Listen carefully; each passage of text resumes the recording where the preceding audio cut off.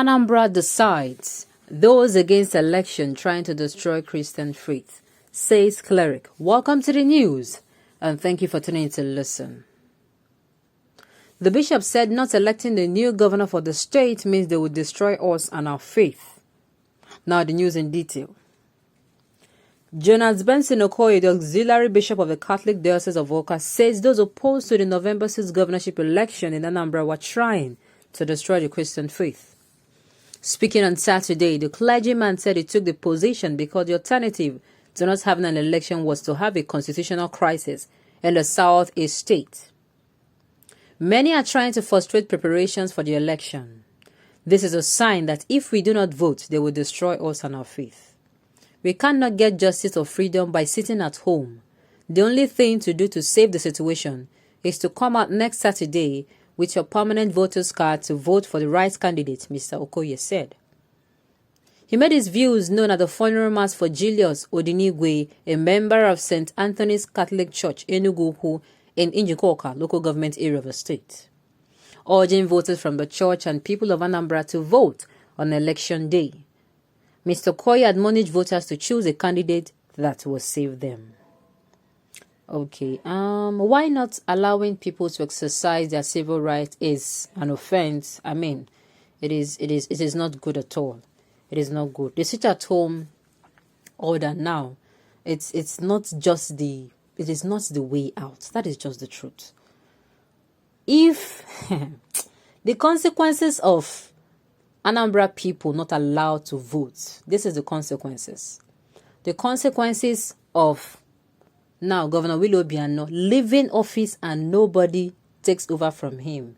What is going to happen is there'll be a constitutional crisis, as we heard in the news. And what will follow suit is that the AGF, the Attorney General of the Federation, that has been wanting to declare a state of emergency in Anambra State, will now have all the right to do so because there is no governor, there is no candidate, or there is nobody occupying the seat. And now, what people have been saying, let us avert, will happen. And of course, fingers will be pointed. And we know who or where the fingers are going to be pointed. So sitting at home on that particular day, it is not advisable. Now, that is from one angle. From the other angle, I do not even understand why the government have refused to listen to these people. I mean, this same government negotiates with bandits. Yes, now. We hear in the news how bandits kidnap some top people in government. And governments negotiate with them and they pay and they come out. Now, this same government negotiates with bandits. Why not call for negotiation? First of all, release the leader of the indigenous people of Biafra, Ipob, unconditionally. Then call for negotiation. It is that simple. That act will save a lot of lives, save a lot of resources from being wasted, save a lot of property.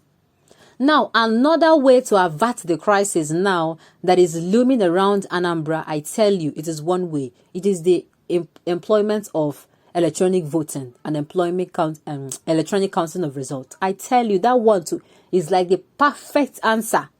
I do not know why they have not signed that particular bill into law.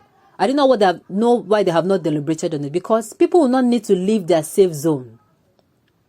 If I'm going to be looking from the two sides, I have spoken, okay, not allowing people to exercise their civil rights. It is because it is their civil rights. It's already an offense. Now, that aside, I've said, okay, fine. I do not know why the government do not want to negotiate with these people. It is only in Nigeria that you hear that people kill, rape, maim, wreak havoc, slaughter at will, send people to IDP centers on a daily basis. And the government would tell you that they are not terrorists because they do not have a color or they do not have a symbol. And I'm saying, can you imagine? That means even if I come and slaughter people for the fact that I'm not holding a symbol or have a color, that means I can walk freely. Is that it? Or that one is not covering some particular kind of people. Now, why that one is aside too, now this electronic voting issue will clear. I'm saying it is the perfect answer. People will not need to step out of their houses. They will not need to. You stay on your wherever you are, you cast your votes, and that is it. I do not know why the government do not want to employ this means. I mean, we are in the 21st century. A lot of people are adopting this method. You can cast your vote from anywhere at all. I mean, it is only in third world countries like Nigeria that you see people coming out, queuing under the sun, and after this, and a lot of things have been happening before now that has been discouraging people. Yes. One of the reasons is that you are going to leave whatever you are doing, whatever you have to do. You come out on that day, you cast your votes, and before your very eyes, your effort is thrown into the gutters. Rascals come from nowhere, hijack the ballot boxes, empty its contents into the gutters, empty its content into the canal, making people seem like they wasted their time to come out and do that. Now, the only way to avert all this, crisis and havoc now, and all foreseen bloodbath that is about to befall Anambra people now, is only one way: electronic voting. The INEC body should employ it. Like, it is going to be like the solution. It will be, if we start using it in Nigeria, it will be the first ever free and fair election. To be sincere, it will be election free and fair, because I do not need to go out. You will not know who I voted for. The other person will not know who except I open my mouth and tell you, oh, this is my preferred candidate. No, you would not know. I mean, it stands to be one of the marvelous answers to the crisis now. Similar crisis to this that will be arising maybe in the nearest future. So aside that, I don't know why the government do not want to negotiate with these people. I mean, what they're asking for is not silver. They're not asking for money. They're not asking for diamond. What they're asking for is release our leader. Do not keep infringing on his fundamental human rights.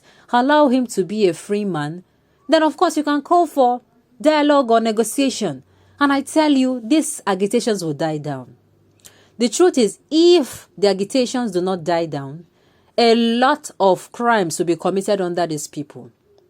We're already seeing in this past few weeks, or will I say months, that the unrest in the southeast has continued to increase. And this is because their agitation. A lot of people are coming out to commit crime, and people are pointing fingers at Ipob or their Eastern Security Network. And the Ipob will also come out on not once, not twice, will come out and defend itself that they are not the ones committing these said crimes. So to avoid all this thing, I do not know, the government needs to negotiate. The government needs to listen to the people, just like today, President Olusegun Obasanjo, we heard in the news that he was advising a government that do not listen to the people is a government that will have doomsday knocking at its door. On those notes, we have come to the end of the news. We see